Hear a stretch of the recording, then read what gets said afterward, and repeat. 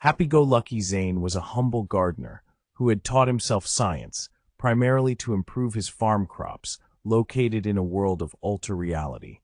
Zane's father was a handyman. His mother was the daughter of a wealthy IT entrepreneur. She fell in love with Zane's father to her family's disappointment, and against their wishes, she married him. In retaliation, she was disowned, alienated, and eventually ostracized. Not only by her family, but in all the circles where she thrived, as her father had demanded their loyalty by asking them to cut her out of social and work life. Having a degree in insurance, Zane's mother sought for teaching jobs, but no one would employ her.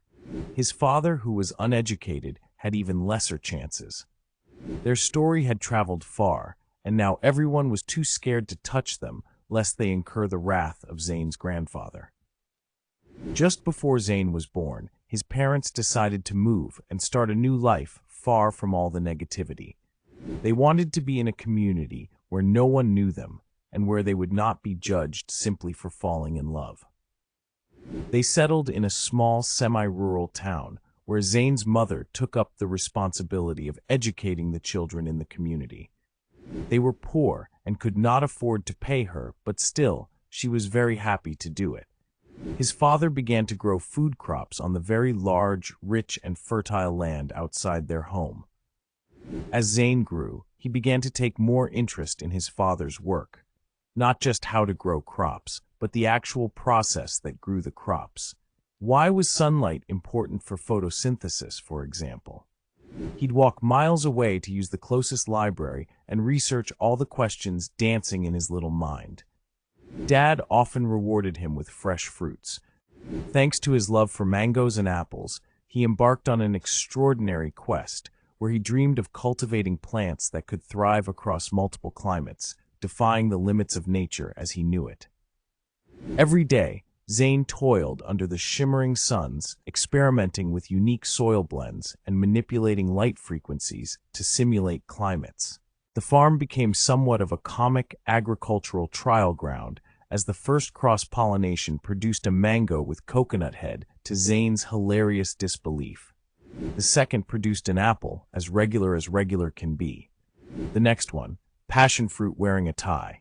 And the one after that, conjoined twin oranges with smiley faces. Over the course of many months, Zane enjoyed the comedy show as he harvested wonky-looking fruits all over the farm. Cherries, kiwis, wild mangoes, lemons, and so on. On one occasion, he harvested a big banana, which could not be completely consumed even in 3 days. However, even though the fruits produced were not exactly as he had hoped, Zane laughed through it all, knowing deep down he was onto something. Growing up poor and without much privilege, Zane had learned never to give up in whatever venture he set out to achieve. Each failed attempt was met with resilience. He learned from every setback, dissecting the experiences like a scientist in a quest for knowledge.